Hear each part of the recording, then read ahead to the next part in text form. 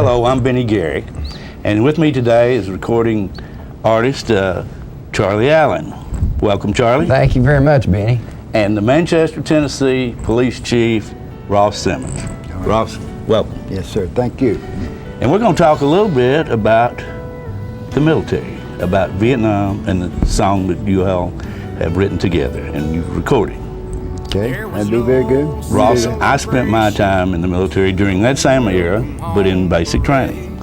But you spent time in Vietnam. I spent a year and a day in Vietnam. A year and a day. And what was your rank? I was an E4. E4. What was your job? Well, I didn't have a particular job, really. I did about 5 or 6 things. I did some infantry, I did some truck driving, I did some machine gunnery. I just did several different things. When I got there, you know, it was kind of early on. And what were your years there? Or your year, what time was that? I was there from November of 1966 to November 67. So that was when it was pretty hot. Pretty hot. Yeah. Right. What was your perception about how the general public felt about the Vietnam War and about soldiers in general?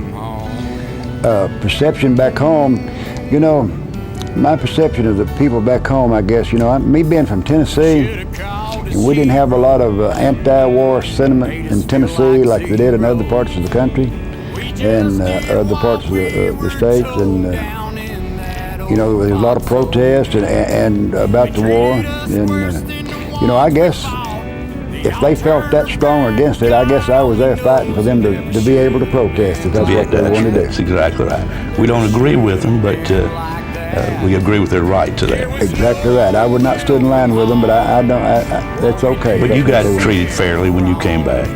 The only thing, oh yeah, well back in Tennessee, sure. Back at home, it was wonderful. Yeah. Mm-hmm. Well, you know, my only dealings with the frustrations when I left basic and went to Keesler Air Force Base for my tech school. The first thing they did was they gave us a sheet of paper that said, "These 100 places are off limits."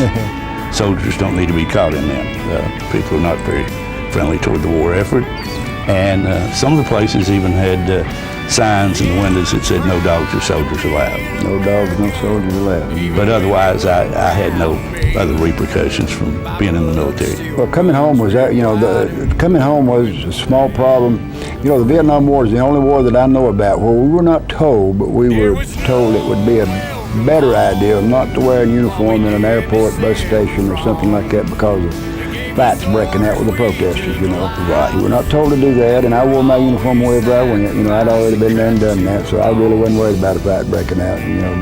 Well, in the Air Force, which was, you were in the Army, right? Army, In the Air Force, we didn't wear our uniforms when we were off duty, so I never got presented that problem. Well, of course, in Vietnam, you know, we were never off duty, really. We'd take a nap, but we were not off duty, you know, so. And through your experiences in relating them to Charlie, y'all wrote a song together about Vietnam. We did.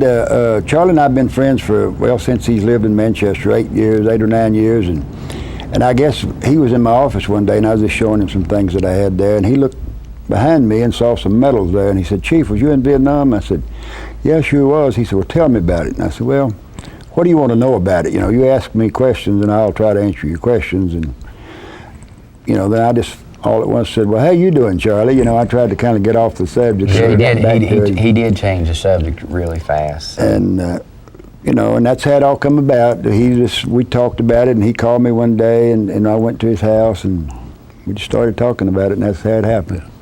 Well, you know, I think I can speak for most of us from that era. We were just doing what we thought we should do, that we should serve our country. And we didn't have much of an opinion about whether the war was right or wrong.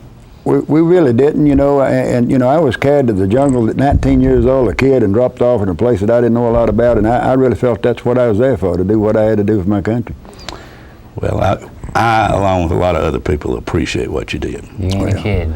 Charlie, we appreciate you writing this song and appreciate you coming by to talk to us, and hope everybody enjoys listening to it. You know what, Benny, it was just a part of the pain of Chief Ross here that come out that me and Tony Stampley actually brought to life. It was already the life inside him already, you know. Sure.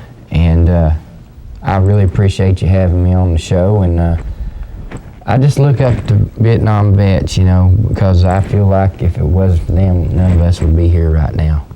Thank you, Charlie. Good to have you. Good to have you You too, Ross. Thank you, Ben.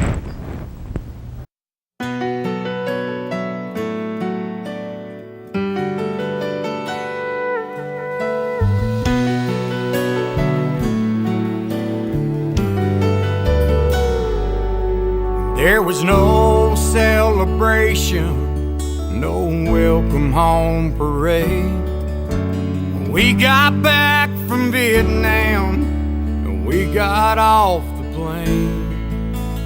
They stared and they cussed us, called us every kind of name.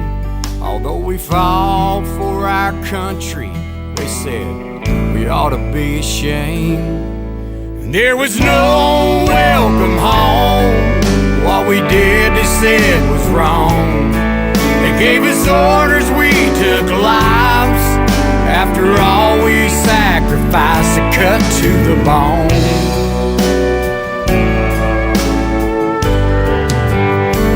No welcome home.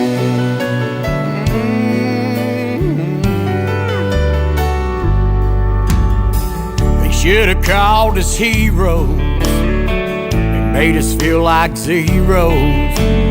We just did what we were told down in that old foxhole.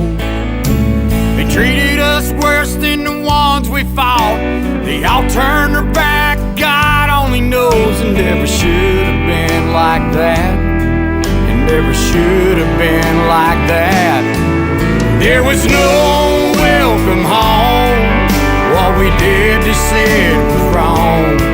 They gave us orders, we took lives. After all we sacrificed, it cut to the bone.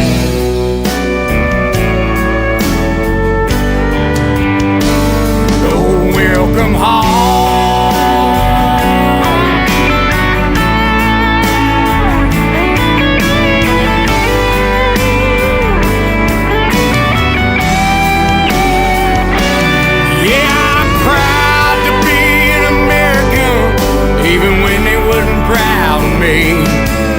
My blood still runs red, white, and blue in the land of the free. And there was no welcome home. What we did, they said, was wrong. They gave us orders, we took lives. After all we sacrificed, it cut to the bone.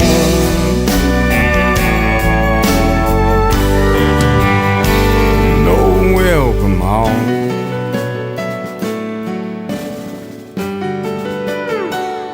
No welcome home.